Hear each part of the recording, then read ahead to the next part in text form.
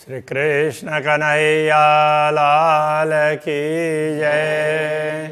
श्री निजानंद स्वामी की, श्री प्राणनाथ प्यारे की। महामत देखे विवेक सो, हक वस्त्र और भूषण, सब अंग शोभा अंग की, जो दिल रुआए रोशन। ज्यों दिल रुआए रोशन। श्री कृष्ण कन्हैया लाल की। 19वां प्रकरण पूर्ण ब्रह्म परमात्मा के यौवन, उनकी पूर्णता, उसमें अपार जोश होता है। तो उस जोश का और उसके साथ में उनका मुखारविंद, और मुखारविंद के साथ साथ में बीड़ा, और उस समय के कैसा दिखाई देता है ऐसी छवि, उनका विवरण इस प्रकरण के अंतर्गत दिया गया है। फेर फेर पट खोले हुकुम, निस्वत जान रुहन।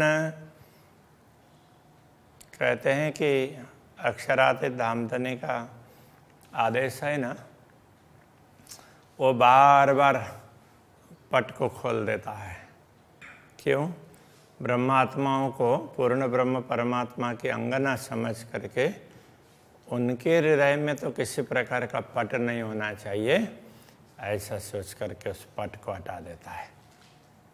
अब ये भी कैसा होता है कि ये पट बार बार आता है, फिर हटाते रहते हैं।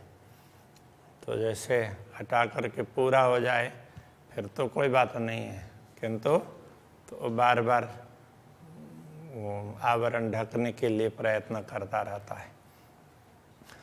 हक मुख अंग इश्क के ले देखिए, अरसा अंग तन। जब पट दूर हो जाएगा तो पूर्ण ब्रह्म परमात्मा के मुखारविंद का प्यार, तो इसको लेकर के पूर्ण ब्रह्म परमात्मा के पूरे स्वरूप के दर्शन करो, ऐसा करके कह रहे हैं।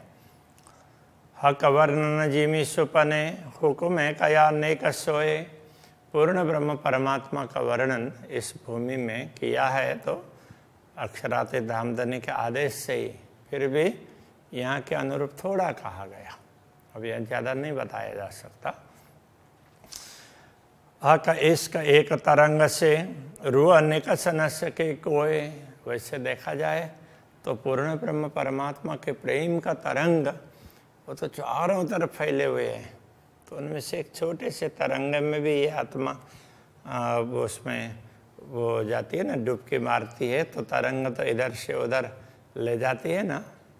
तो इस तरह से आत्मा तो वहीं इधर उधर घूमेगी, उससे बाहर निकल ही नहीं सकती है। जैसे समुद्र में, समुद्र के तरंगों के चपेट में कोई आ जाए तो फिर वो बाहर नहीं निकलता, तो उसी में ही तो गोथा खाता रहता है। तो ये आत्मा भी तो उसमें वो झूलती रहती है, उससे मस्त रहती है। कहने का तात्पर्य यह है, थोड़ा सा भी उसको मिले तो उसमें वो मस्त रह जाती है। सुंदर मुख मासुक का और अंग सवे सुंदर। पूर्ण ब्रह्म परमात्मा का मुखारविंद बड़ा सुंदर है, तो इसके साथ साथ उनके अंग प्रत्यंग सभी सुंदर है। सो क्यों छूटे आशिक से जब चुभे हैड़े अंदर। ऐसा स्वरूप पूरे अंग प्रत्यंग जब ब्रह्मात्माओं के हृदय में अंकित हो जाते हैं तो फिर वो उनसे छूटते नहीं हैं। क्यों कहूँ मुख की सलू की। पूर्ण ब्रह्म परमात्मा के मुखमंडल की सुंदरता का क्या वर्णन करें। और क्यों कहूँ सुंदरता, तो सलू की तो और सुंदरता तो ये एक जैसी बातें हैं बनावट के हिसाब से। तो उसमें वो ये सलू की ऐसा कहा, वो भी सुंदरता ही है। उसके क्या बात बताएं। ए आशिक जाने माशुक की, जिन घट लगे ए घाय। अनुरागिणी आत्मा ही पूर्ण ब्रह्म परमात्मा के स्वरूप को समझ सकती है कि जिनके हृदय में उनके विरह की पीड़ा है, उस वो चोट पहुंची हुई है, वही इस बात को समझ सकती है और वही दर्शन के लिए लालायित होती है, बाकी हर कोई नहीं हो पाता है। मुख चौक सलू की क्यों कहूँ, कछु जाने रूह के नयन। पूर्ण ब्रह्म परमात्मा के मुखमंडल की सुंदरता को कैसे बताएं? तो ब्रह्मात्माएं थोड़ा बहुत जानती है, तो कभी उनके नयनों को जानती है, क्योंकि उनके नेत्रों से कभी कभी उनको इशारे का ख्याल होता है। ये सुख सोई जानहि, जाको हक करे स्वामी सैन। तो ब्रह्मात्मा, वही ब्रह्मात्मा इस सुख को समझ सकती है जब पूर्ण ब्रह्म परमात्मा, तो ब्रह्मात्मा देख रही है तो वो देख करके उन आँखों से कुछ इशारे करते हैं, संकेत करते हैं, आँखों से कुछ समझाना चाहते हैं। तो वो ब्रह्मात्मा जो इस बात को समझ सकती है, वही इस रहस्य को जान सकती है। सुख पाइए देखे हरवटी, मुखलांक लाल अधुर। तो अब मुखमंडल में क्या है?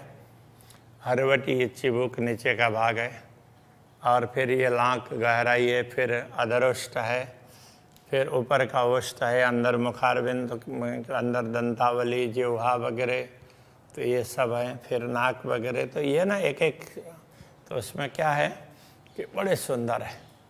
दंत जुआ बीच तंबोला, और दांतों के और जिह्वा के बीच में तंबोल, तो तांबुल का बीड़ा लिया हुआ है। मुख बोलत मीठी मधुरा, उस समय वो बोलते हैं तो थोड़ा सा स्वर अलग से निकलता है, तो अलग प्रकार का माधुर्य उसमें दिखाई देता है।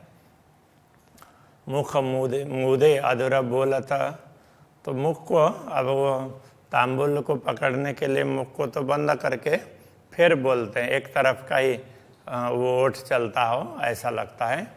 वाणी प्रेम रसाला, तो वाणी बड़ी प्रेम रस से परिपूर्ण होती है। आशिक को छवि चुभ रही, अनुरागिणी आत्मा के हृदय में तो ये छवि अंकित हो जाती है। जानो हायड़े निश दिन भाल, तो ये छवि अंकित हो जाएगी तो रात दिन उनको ये इसके दर्शन के लिए तो ये बात हृदय में चुभती रहती है, कब दर्शन होंगे दोबारा, कब दर्शन होंगे, वही चाहना बनी रहती है। शहुर कीजिए का अंग रंग, कई तरंग लाल उज्ज्वल।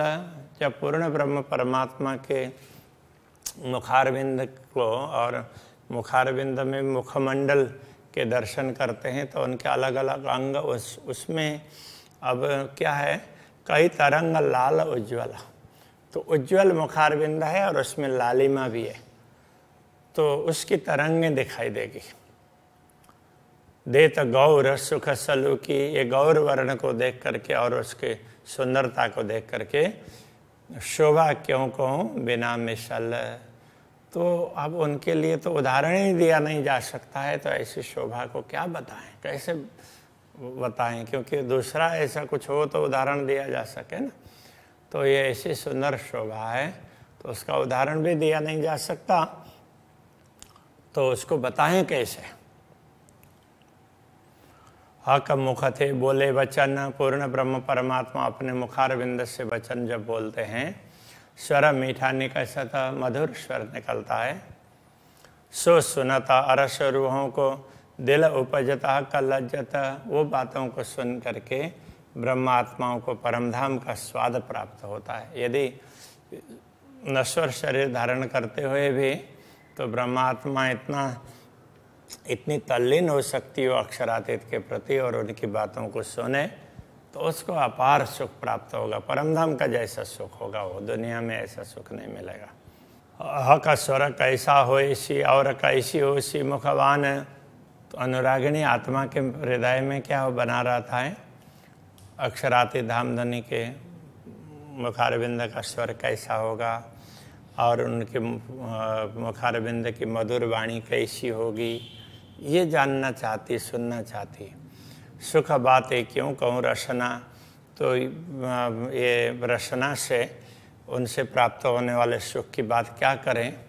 चाहे दिल सुनने सुभाना, तो ये दिल है तो वो पूर्ण ब्रह्म परमात्मा की वाणी को सुनने के लिए हमेशा लालायित रहता है। हक नेक नयन मनोरथ हो तरु सुख अपार। जब पूर्ण ब्रह्म परमात्मा अपने ब्रह्मात्माओं के प्रति दृष्टिपात करते हैं तो जरा सतिरछी दृष्टि करके दृष्टिपात करते हैं, हो तरु सुख अपार, तो उस समय ब्रह्मात्मा को अपार सुख प्राप्त होता है। तो बात कहे सुख कके सो क्यों कहूँ सुख सुमार। तो पूर्ण ब्रह्म परमात्मा से प्राप्त होने वाले सुखों की बात तभी कही जा सकती है, सो क्यों कहूँ सुख सुमारा। तो उनका कोई पारावार हो ना, सुमार हो तो ही, उसका कोई पारावार ही नहीं है, इसलिए उसको बताया भी नहीं जा सकता है, ऐसा कहना चाह रहा है। एक रोम रोम हक अंग के सब सुख के अम्बार। तो पूर्ण ब्रह्म परमात्मा के एक एक रोम, उससे भी सुख ही सुख टपकता है, सुखों का अंबार है, खजाना है पूरा सुखों का, जिसको उसको क्या बोलेंगे, बहुत बड़ी राशि है सुख की। तो सुख स्वरूप नख शिकल हों, तो ऐसे सुख स्वरूप पूर्ण ब्रह्म परमात्मा का नख से लेकर के शिखा पर्यंत सारे अंगों का उस पर विचार करना हो तो रूहें कहा करे दिल विचार। तो ये ब्रह्मात्मा अपने दिल में क्या विचार कर पाएगी, पूरा तो विचार भी नहीं हो सकता है। तो जिसको देखा और उसी में मस्त हो जाते हैं। ज्यों रोम सुपन के अंग को त्यों रोम न अरस अंग पर। तो जैसे स्वप्न का शरीर है उनमें रोम होता है, तो परमधाम के शरीर में ऐसे रोम नहीं होते हैं। सब अंग इश्क वास्ते रोम रोम कहे यों कर। तो उसमें पूरे अंग में प्रेम भरा हुआ होता है, ये समझाने के लिए रोम रोम की बात कही गई है। वास्तव में ऐसे रोम नहीं होते हैं, तो उसके लिए कहना पड़ेगा कोस कोस में ऐसा, वो भी कोस भी ऐसे अलग अलग नहीं होंगे, लेकिन दुनिया के हिसाब से ऐसे बताना पड़ता है। तो पूरे शरीर में प्रेम छाया हुआ है, तो उसके लिए क्या बताया जाए। तो दुनिया में तो यही शब्द है, इसलिए कहते हैं। वैसे परमधाम में वो रोम नहीं होते हैं। अरस पशु या जानवर रोम हो तिना अंग। परमधाम में पशु या पशु पक्षी उनके रोम होते हैं, उनके अंगों में। रोम न रूहों अंग पर रूहों अंग जानो अरस नंग। परमात्माओं के अंगों में तो रोम नहीं होते हैं, और उनका अंग तो ऐसा समझना जैसे कोई रत्न हो, रत्न के हो। और आगे कहेंगे रत्न भी वैसे नहीं है, वो तो अलग ही वस्तु है। तो जैसे ये रत्न में कहीं खड्डे उड्डे नहीं होंगे, सारा एक जैसा होता है ना, ऐसे ब्रह्मात्माओं का शरीर इस प्रकार का बड़ा सुंदर होता है। जबेर पैदा जीमिया से यूं अर्श में पैदा न होता। जैसे भूमि में अलग अलग स्थानों में, इस दुनिया में तो अलग अलग स्थानों से रत्न पैदा होते हैं ना, तो ऐसे परमधाम में कहीं से रत्न पैदा होते हो ऐसा नहीं है। वो कहाँ से है, वो श्री राज्य के अंगों से है, ये कहते हैं। एक खूबी हका जहूर की, ये तो सब श्री राज्य के स्वरूप के प्रकाश की खूबी है, विशेषता है। सो लिए खड़ी सदा ज्योता, वो हमेशा उसमें प्रकाश ही होता है, चिन्मय प्रकाश होता है श्री राज्य के स्वरूप में। तो उसकी ही ये विशेषता है, उसी से रत्न वगैरह लगते हैं। या को नंग निमुना ना दीजिए अरस रोहें वायदत। तो परमधाम की आत्माएं वो तो पूर्ण ब्रह्म परमात्मा के अद्वैत स्वरूप है, उनके अंग से भिन्न नहीं है, इसलिए उनके लिए किसी रत्न का उपमा देना भी ठीक नहीं है। तो अब क्यों दिया जा रहा है, इन्हें मिसाल न कोई ला गई, इनके लिए दूसरा कोई उदाहरण लगता ही नहीं है इनके लिए। जाकी हका आदि जात अनश्वत, जिनका जो पूर्ण ब्रह्म परमात्मा के अंग ही हैं, तो उनसे अलग है ही नहीं, इसलिए उनके लिए तो रत्न का उदाहरण देना वो भी ठीक नहीं होता है, उनके लिए ऐसा कोई उदाहरण लगता ही नहीं है। जो देव निमुना अरस का तो रो लगत न कोई बात। यदि परमधाम के किसी किसी भी वस्तु का उदाहरण देते हैं तो भी ब्रह्मात्माओं को उनके लिए ब्रह्मात्माओं के समान वो नहीं हो सकते, क्योंकि ब्रह्मात्माओं के अंग से वो सब है, परम धाम है। रुए अंग हादि अंग का जाता। देखो ब्रह्मात्माएं तो श्री श्यामा जी के अंग स्वरूप है, और श्री श्यामा जी पूर्ण ब्रह्म परमात्मा की अंग स्वरूप है, तो उनको परमधाम के दूसरे दृश्यों का उदाहरण नहीं दिया जा सकता। उनको तो श्यामा जी और राज्य का ही उदाहरण दिया जा सकता है, तो उधर से संबंधित है। तीर्थाने का जो मुशक्कत, अब वो बता दिया कि कैसे समझना चाहिए। तो अब तो उनके स्वरूप की सुंदरता की बात कर रहे हैं। तीर्थाने का जो मुखशत सो डार मार डारत मुतलक, तो तिरछी दृष्टि करके श्री राज्य जब मुस्कुराते हैं तो ब्रह्मात्मा तो उनके प्रेम में ओतप्रोत हो जाती है, तो मानो वो घायल हो गई हो, उनको दूसरा कुछ दिखता ही नहीं है, बस उसी में वो मस्त हो जाएंगे। जो कदी सनमुख होए यौं रूह सो, तो क्यों जीवे रुआ आशिक। यदि यही स्वरूप ब्रह्मात्मा को हमेशा दिखने लग जाए सम्मुख में, तो क्यों जीवे रुआ आशिक, तो अनुरागिणी आत्मा तो कैसे वो उसमें जी पाएगी। तो ये दुनिया के लिए कह रहे हैं, तो शरीर कैसे धारण कर पाएगी। ऐसे स्वरूप के दर्शन कर लिया तो परमधाम की आत्मा है, वो भी प्रेम में ओतप्रोत हो जाती है, तो फिर ये आत्मा तो कैसे जी पाएगी। उसको तो ये शरीर धारण ही नहीं कर पाएगी, छोड़ करके अपने मूल में जागृत हो जाएगी, ये कहना चाह रहे हैं। आशिक अटके सब अंगों देख देख रूप सलूक। अनुरागिणी आत्मा पूर्ण ब्रह्म परमात्मा के रूप की सुंदरता देख कर करके जिन जिन अंगों को देखती है, बस उसी में उनकी दृष्टि स्थिर हो जाती है। फिर अक्षराते धामधनी चाहते हैं, फिर दूसरा अंग दिखाते हैं, बाकी जो देखा उसी में वो मस्त हो जाएंगे। ये नेक अंग के सुख में रूह हो जाता टूक टूक। किसी एक अंग के, छोटे से एक अंग के सुख में ही तो ब्रह्मा आत्मा तो उसी में टूक टूक हो जाती है, तो उसी से ओतप्रोत हो जाती है, उसी प्रेम में मस्त हो जाती है। सब अंग देखे रस भरे प्रेम के सुख पूर्ण। सारे अंग ये रस से परिपूर्ण है, पूर्ण ब्रह्म परमात्मा के ऐसे ही दिखते हैं।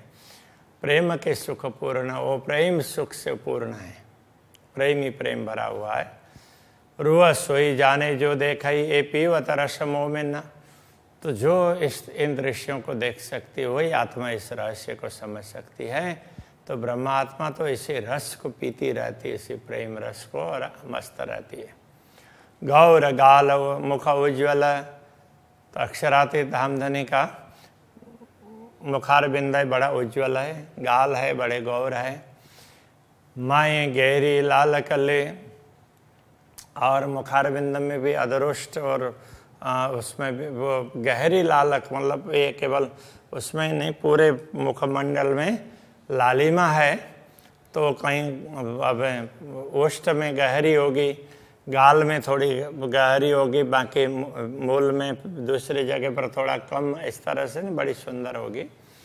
ये जुवा सुख शोभा क्यों कहे हक अंग अरस अंग हक के। तो ये जिह्वा तो पूर्ण ब्रह्म परमात्मा के परमधाम के स्वरूप के अंगों का वर्णन कैसे कर पाएगी, उस सुख को क्या बता पाएगी, बता ही नहीं सकती है। रूह आशिक जिना अंग अटकी। अनुरागिणी आत्मा अक्षरातीत धामधनी के स्वरूप को देखते हुए जिन अंगों में अटक जाती है, छूटत नहीं क्यों कर, उससे वो हट नहीं सकती। तो उसमें वो देखते देखते वो उसमें खो जाती है, ये कहने का तात्पर्य है। एक किसी बातों आशिक सो अंग मासुक जुदे ना होए। किसी भी प्रकार से कितना भी प्रयत्न करें, ब्रह्मात्मा किसी भी प्रकार से प्रयत्न करें, तो भी जो अंग देख रही है तो उससे वो छूटता नहीं है। जब अक्षरातीत चाहते हैं तभी दूसरा अंग दिखा देते हैं, फिर उसको दूसरा दिखाई देता है, ये कहना चाहते हैं। जेते अंग माशूक के रूह आशिक रहे तिन माहे। तो पूर्ण ब्रह्म परमात्मा के जो भी अंग हैं, जितने अंग हैं, तो ब्रह्मात्मा एक एक करके उसी में खोई हुई रहती है। रूह आशिक और कहो नाटी के अनुरागिणी आत्मा की दृष्टि दूसरे स्थान पर तो कहीं टिकती नहीं है। उसको कहीं भी कुछ भी दृश्य देखें दुनिया में, अच्छा से अच्छा देखें तो भी उससे उसको संतोष नहीं होता है। अपने अंग में भी नाई, वो अपने अंग में भी उसको संतोष नहीं होगा। वो तो हमेशा राज्य के ही अंगों का दर्शन करना चाहती है। तो ये प्रेम है, तभी इनको अनुरागिणी आत्मा कहा है।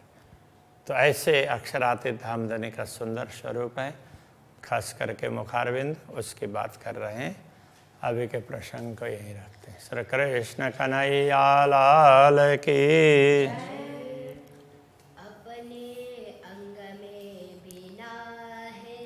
अपने अंग में भी ना है, जीते अंग मासुक के।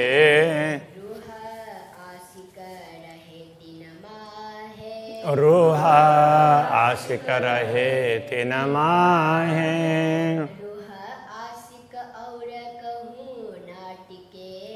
रूह आशिक और कहूँ ना टीके। अपने अंग में भी ना है, अपने अंग में भी ना है।